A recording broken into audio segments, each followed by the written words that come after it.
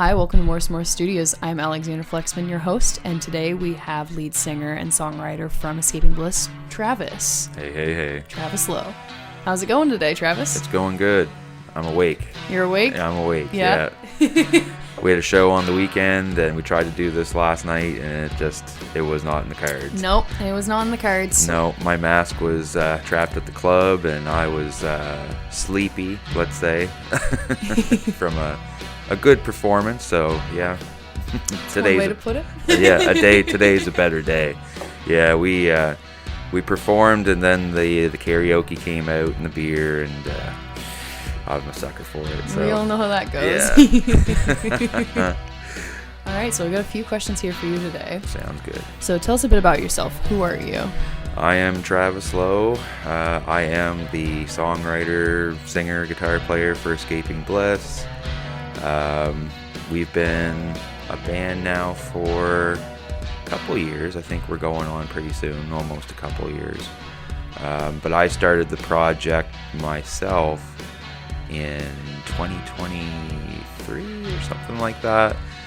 I'd been kind of doing a little bit of YouTube stuff, just doing covers and putting that on. They're not up anymore because I'm kind of embarrassed about them, but I was just kind of figuring it out, like editing and doing, mixing and stuff with that stuff.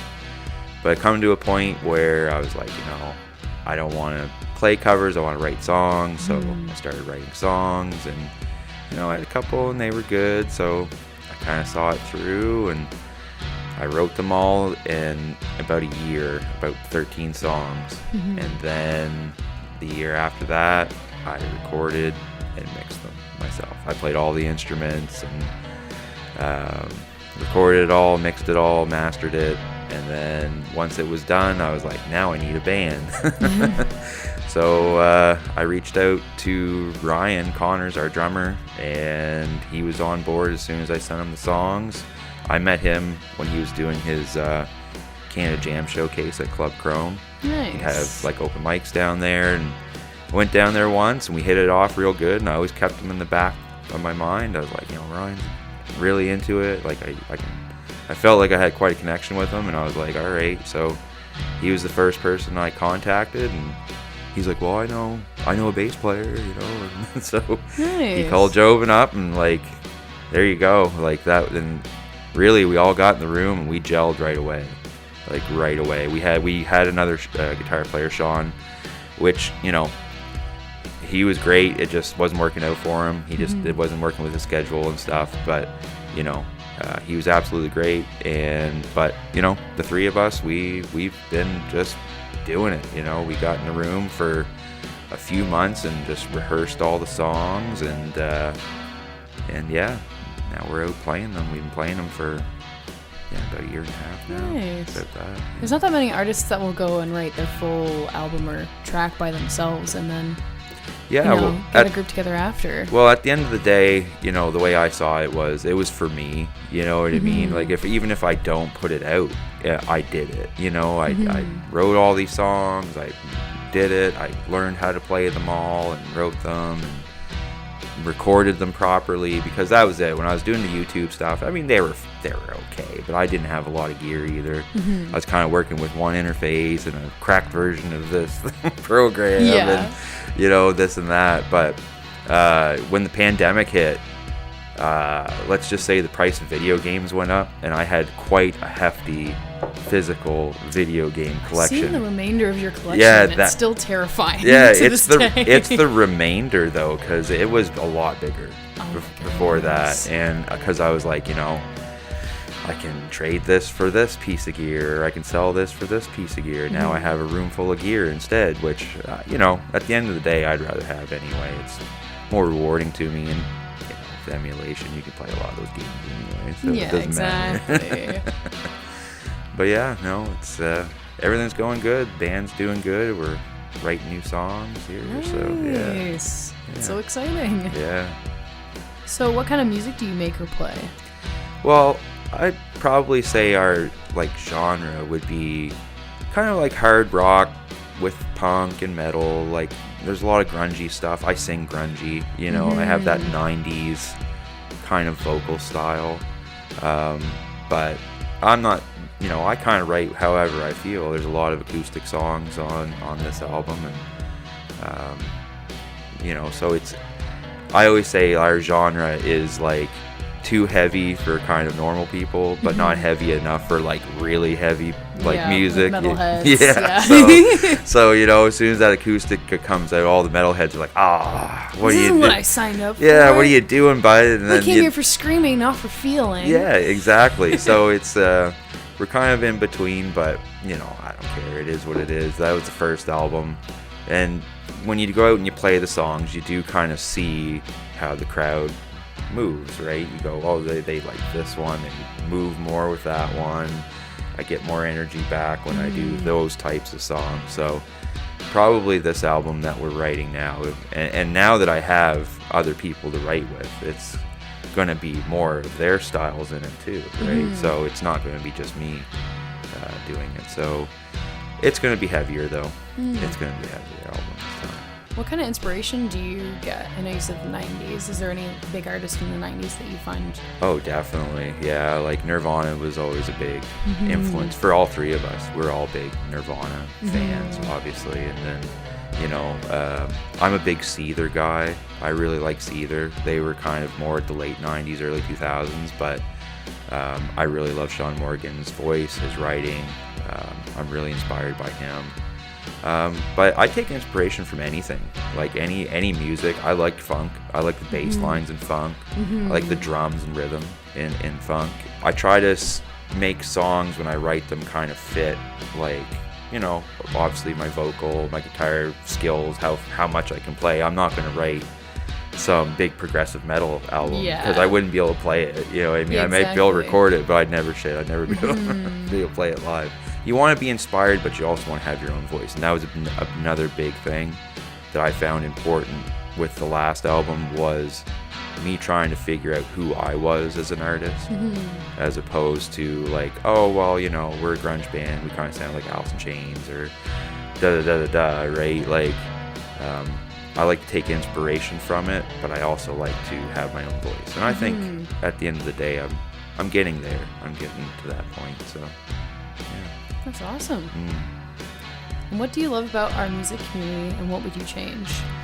What I love about it is that everybody's doing what they want to do. You know what I mean? Like, you got people out there that are passionate about the music that they like, you know what I mean? And they're going out and they're doing it for people. I mean, really, where we live, if you wanted to make money doing it, you would play like country pop. Yeah, exactly. Or classic rock, or something like that. Folk. Or folk, exactly. Or something like that. And all the power to them. If that's the type of music that you love, then do it, right? It's going to fit here. You're going to make more money here. But when you got people like me and you and Trash Oyster and us kind of doing what we want, and fucking Richie Young, that guy has been grinding since we were kids. He's incredible. And he is like, that man is himself, and he will never change, and I respect that. And I respect artists that do that, because you could, like, honestly, I could write a country album and probably do really good, but I wouldn't enjoy it. No. You know what I mean? Yeah. Like, I don't want to do that. Like, so that's one thing that I really respect about a lot of people around here, is they're doing what they love. They don't care if it's 3 people in the room. They're still going up, giving it their all, and you got to respect that. And that, and that's, I like that. You're not changing for the scene. You're not trying to adapt to it. You're just in there. Here's my songs. If you like them, great. And giving it your all. The one thing I would change, and it's not so much a change, it's a wish. I wish Fredericton had a 500 to 1,000 seat venue that like has parking, has a big room, professional lights, professional sound, where you can occasionally get one of the big boys to come in and play, like the Moncton Casino. Like that room is a great room, because once in a while you can get, like, I saw Slash there, Miles Kennedy. That was a great show. It was a big room, lots of seating, like everything.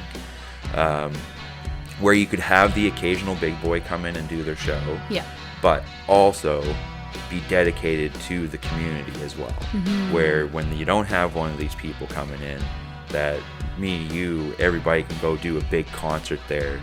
And people are finicky, right? To get people to go somewhere, you need to take out every obstacle in the way. Exactly. Right? Yeah.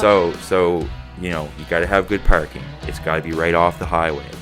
It's got to be like big enough so that people can sit in their own little cliques Yeah. and do their thing, because Yeah. people like that. They don't like always being so like together, Yeah. right? And in a room where it's loud enough that everybody can hear it, but they can still talk. Yeah.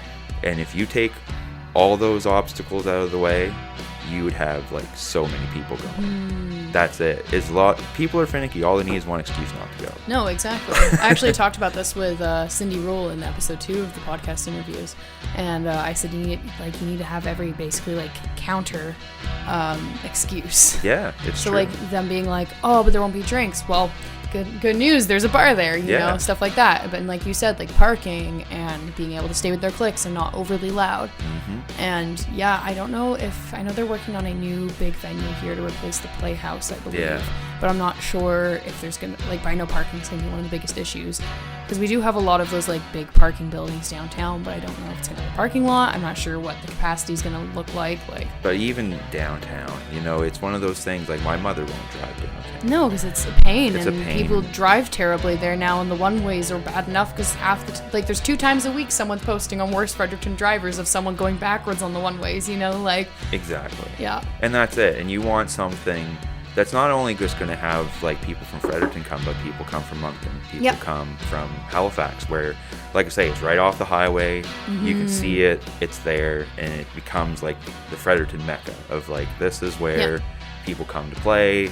This is where all the local people come up to that stage to get up to that stage, Yep. right? That's the wish I had for Fredericton. I really do, because my hat's off to Monarch, Chrome, you know, Power 94, Broken Record when they Cardinal were there, Room. the Cap.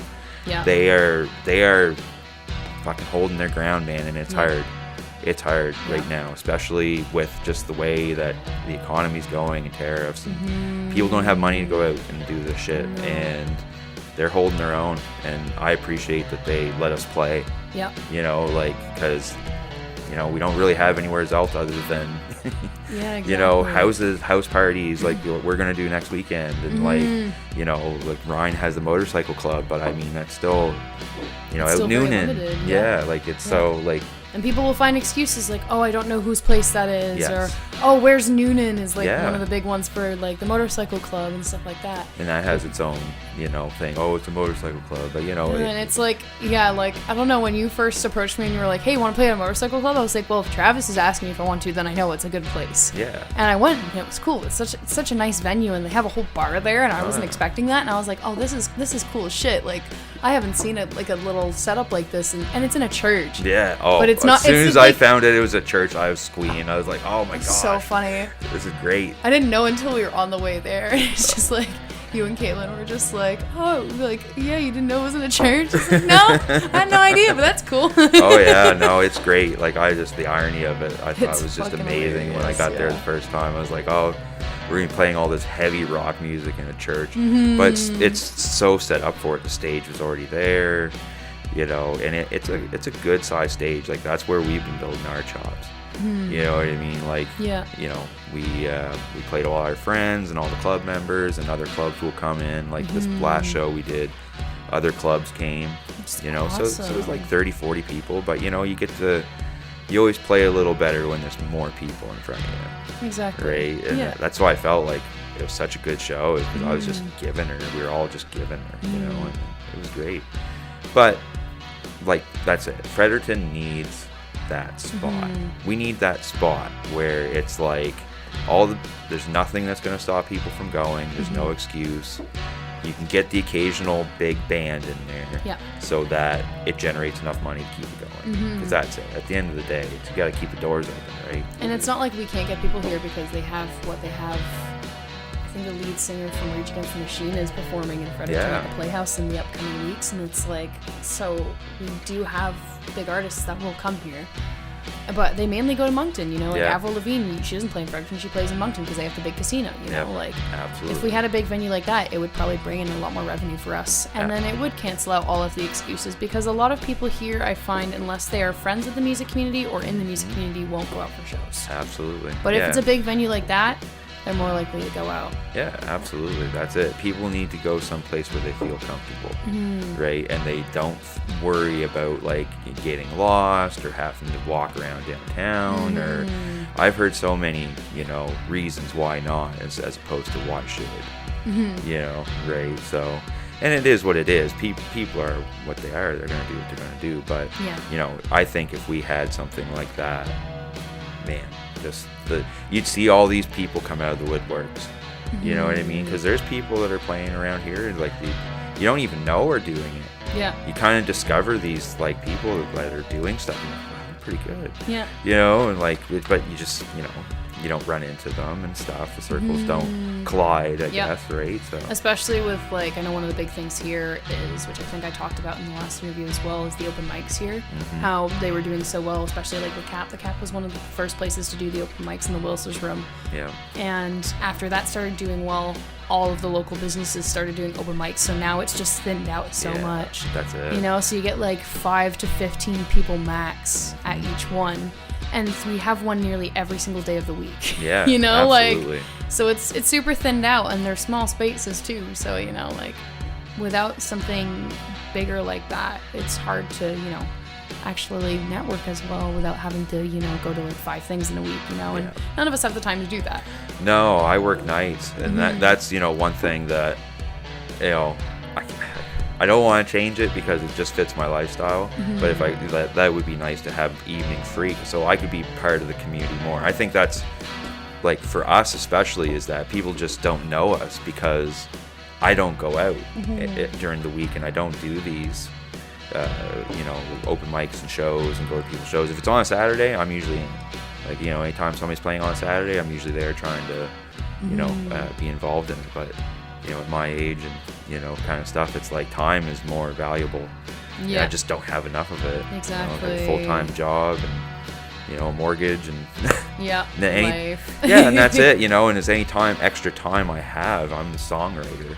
And I do all the art and I do all that stuff. So if I'm not rehearsing, I'm making new stuff, right? So it's like, geez, you know, you try to get it when you can, but it's hard. It is hard, yeah. Who would you love to perform with and see live?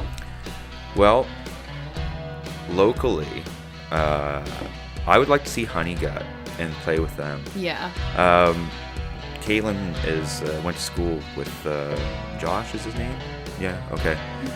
And she showed me some of their songs, and it's really great. Their drummer, Chris, actually grew up in the community that I grew up in Fredericton Junction. Oh, nice. Right? And him and my cousin were good friends. So Chris is like probably about 4 years older than us, and he was the only kid that we knew that had a drum kit. Oh, okay. Right? And so, he was in a band when we were kids with another couple guys from the community, and they would play all the Nirvana songs. Right? And so we all looked up to those guys. We're like, oh yeah, these guys are doing it, yo. So we all picked up guitars and kind of did stuff like in that shadow too. It's actually kind of funny. The first guitar amp I bought through Chris because they had an extra amp in their rehearsal space that Greg was using for like a vocal amp, but it was this little PV guitar amp, and I was like, well, I just got a guitar. Do you guys need it? And he's like, well, I'll ask Greg and see if he sells it to you and all this. And so, yeah, he wrangled her up for me there. It was like $120, like this little Bandit or Rage or whatever it was, one of those old PV amps. And that was my first guitar amp, man. I just strum on that thing, trying to learn Korn songs and Nirvana songs. And my little Sears catalog guitar that I had, like this little Kingston from the Sears catalog my mom bought me. And you know, but yeah, like just playing with them would be kind of like probably neat. I haven't talked to Chris in quite a few years, and I like their stuff, and so locally that would be fun. If I was to ever play with one of the big boys, it'd be Cedar. Yeah. Oh, if I could get on a tour like that, bye. I'm going. I'm not going. coming back. No, I'll come back when it's done, but I'm going, for sure. But I think just like in terms of like kind of modern musicians and big boy touring, it's like that would be the one for me. They would fit. It would just fit. We already play like 2 or 3 Seether songs, and I find that they're kind of holding that level, like where Nirvana had a great catalog, but it was really small. He only got 3 albums out of them before he was gone, right? Where Seether, like, man, if you sit and you listen to their discography, it is amazing. Yeah, it's amazing. Like I love their style. I love his voice. I just think it would just fit us. You know what I mean? So yeah, that's where I would go. But locally, Honeygut, Big Boys, Seether. Nice. What are your career goals and dreams? Career goals, I mean, obviously I'd love to be a big rich rock star. Who wouldn't? Right. You know what I mean? But at the end of the day, really my biggest dream when it would come to it, that I would have, be big enough where I could hire all my friends and give them good jobs. You know what I mean? Give them good jobs in the organization, doing things, and pay off all their debt. We could all have debt-free lives, do tours, basically enough where everybody that I have around me could live very comfortably. That would be the ultimate dream, and then I just have to make music for a living.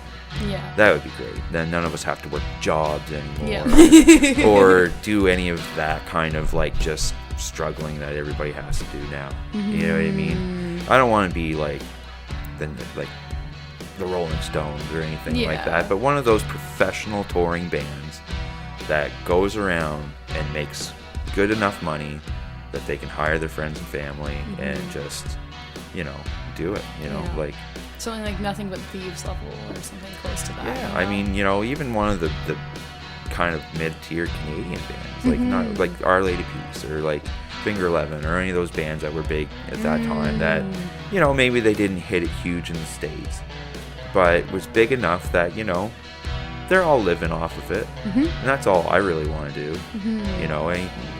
And like I say, I wouldn't want to be like a super rich guy, but if I had enough money that everybody I had around me could live comfortably, I'd trade it in a minute for that. Yeah. I think that's the sweetest career goal that anyone's actually said on this show so far, I would say. Oh, I tell you, even if I won the lottery, I'd probably pay off every of my friends' debts and buy them houses, and we could all just not work. That would be nice. Right? That's the dream. Where I could just get up in the morning and grab my guitar and a cup of coffee and what am I gonna do today? Yeah. I have to work later. Wouldn't have to worry about that. Yeah, just get out of the cycle of the the wage slave. Yeah. You know what I mean? The 9 to 5s. That's actually the name of one of the new songs I'm writing. It's called Wage Slave. Yeah, and it's all about just my disgust with economy. Yeah, just modern life. We all got to grind for nothing. Yeah, basically just to get out of it. Yeah. Just to grind to get out if you're lucky. Yep. And by that time you're almost dead. So where's the fun in that? But like I say, if I ever had those 2 or 3 big hit songs where it would be just enough to be able to tour and give all my friends good paying jobs, roadies or road techs or whatever, management or whatever, we find a job for you and pay you good enough that you could, Yeah. That's sweet. Yeah. If you had one wish, what would it be? I know that kind of ties into probably what we just went over, but I mean, that for me is just being able to take everybody close to me and just make their lives easier. You know what I mean? If I write that big song that just does it for all of us, that's great, and put Fredericton on the map. Yeah. Because it only takes one usually, and then it reciprocates, right? You look at Seattle. I mean, Nirvana, Soundgarden. Once they started hitting, then all the other ones that were in the background doing it the whole time get that recognition too, right? Because I love the Maritimes. The Maritimes is probably one of the greatest places to grow up. I found. I grew up here, but I've been in other places. But man, it's just so, I don't know. It's There's just a community to it. Yeah, like we all care about each other here. We want everybody to do good, you know. But that's just it. Is like Fredericton has never really had that big act. Yeah. You know, you've had bands that have kind of almost gotten there. Like, or like little like Willie O'Ree, I think. Like, you know, like, and they built a center for him, but it wasn't like anything that was like big enough to put us on the map. It's like when people come to visit, it's like, oh, what big names are here? Oh, I haven't heard that one before, but I'll add that to my repertoire kind of thing, you know? Absolutely. Because once it starts getting a reputation for certain things, then other people are going to come. You know, probably the biggest maritime act would be, the Trues, in terms of like rock or something like that. And they've definitely played enough here to bring people in to certain places, but you know, you don't have that Nirvana. No. You know, you always know Nirvana's from Seattle, or you know, Green Day's from California, or you know, something like that. Woodstock's technically ahead of us at this point with the Martin Boys. They have Battle of the Bands, and that does really well, you know? Absolutely. And so they're like a step ahead of us at this point, and they're way smaller than here, you know? Yeah, well, absolutely. And that, I find, that's what we were talking about earlier, is like, if to do well here, it's a very country community. People like country pop, they like classic rock, they like that type of thing. Don't get me wrong, there's people that are hiding out in the woodworks. They love their metal, they love their like weird music, they like people that wear masks and sing and do stuff like that, but it just takes usually one to kind of like break it open, right? And then everybody can just start flooding out and do it, and then you have people coming in. But that's just it. Is the Maritimes is such a great place, but we're always known for lighthouses and fiddles. Yeah. Right? That's something I also like about Kylie Fox, because she's an up-and-coming superstar from Fredericton, actually. And she doesn't do fiddle, thankfully. It's more Americana, but very glitzy and humorous. And her set at Music New Brunswick, a lot of people, and I will agree with this, it was one of the best sets I've ever seen in my entire life. Yeah, she's a very good performer. She's been grinding for years, and she fixed 7 songs in 20 minutes. They did a 4-song mashup, went out in the crowd, sang with the crowd, made the entire crowd laugh multiple times, you know. It was incredible, and like, we need to see more artists like that have their own style. They don't go with the same basic thing, and she's one of them. Absolutely. She's found her lane, and she is doing it, and she's rocking being true to herself. And the entire band on that stage, everyone could see the entire band was enjoying it. They were all smiling and happy to just be there and doing what they were doing. That's it. If you can find that way to take the energy inside you and put it out into the crowd and have them feel it the same way and feed it back to you, that's what it's all about. Exactly. That's all it's about. But my big wish, okay, you want to know my big wish? Yeah. My biggest wish is that I could sit in a room, play in a room with a couple hundred people, and they all know my songs and sing them back to me. That is a big wish. But that's a good one. Oh my gosh. Yeah. That there is like, it might take me till I'm 70 to do it, but if it does, I'm gonna keep working towards it, because just having somebody sing your song back to you, that's a good feeling. That's a really good feeling. I know a lot of artists, when I go to their shows, they'll lock eyes with me and they usually smile, or because most of the time the local artists, like I know Dylan Ryan, Trash Oyster, I know Kylie Fox with some of them, like I'm singing along to their songs while they're performing, and they see that and like their eyes light up, you know? Absolutely. Yeah. Because you're like, feeling. I have a fan. Yeah, right? Like, you know what I mean? Oh shit, this person actually took the time not only to go and listen to my music, but they actually enjoyed it to the point where they know all the words, you know? Like, and that's such a surreal feeling as not only a fan, but also especially as an artist. You know? Like someone felt my writing. Absolutely. Like, like you can play a song and you can have people move and kind of do their thing. That's absolutely great. That's getting halfway there, right? But getting them so that they're a fan and they know your song and they're singing it back to you. Oh, that's great. You know, that'd be my wish. Like, just be able to get to that level where I'm sitting in a room with a few hundred people and they're singing the chorus back to me. That would be just mind-blowing. I have one final question for you, Sure. which is a bit different to the usual interview. Sure. How did you make your mask? Oh, yeah, the mask, of course. So when I was writing the album, it was actually like a concept album. Originally, I had just like had this idea where I was going to write a concept album and base it all on these characters, and I was going to do a comic book with it and sell it as a package. Until I discovered that would have been a shit ton of work for me to do. Yep. Right? But while I was going through all that, we were at my father-in-law's. We're in the shed talking, and this is bones. This is the hide of a deer or something. Is it actually? Yeah, absolutely. Oh my gosh. So he found it in the woods, and it was just sitting on his shed wall, and I'm staring at this thing, and it didn't look like this, obviously, No, but... at the time, but like I'm looking at it, and I kept staring at it. I'm like, because I was trying to find a band image. Yeah. I was like, I need, how the Rolling Stones got the tongue, and fucking Nirvana has the smiley face or something. I need something. I'd been mulling around with it forever. And I was like staring at this thing. I'm like, John, do you need that? Like, can I buy that from you? And he's like, what do you want for it? I'm gonna make a mask out of it. He's like, oh, you can have it. I just found it in the woods, right? So I took it home, and I just started playing with clay, and like I added a couple points and cut some of it off, and this is computer screen, right? Cool. For vents, and I just spray painted it, and yeah, it came along. That was a great project. That's wicked. Yeah. So then I was like, oh, I got it.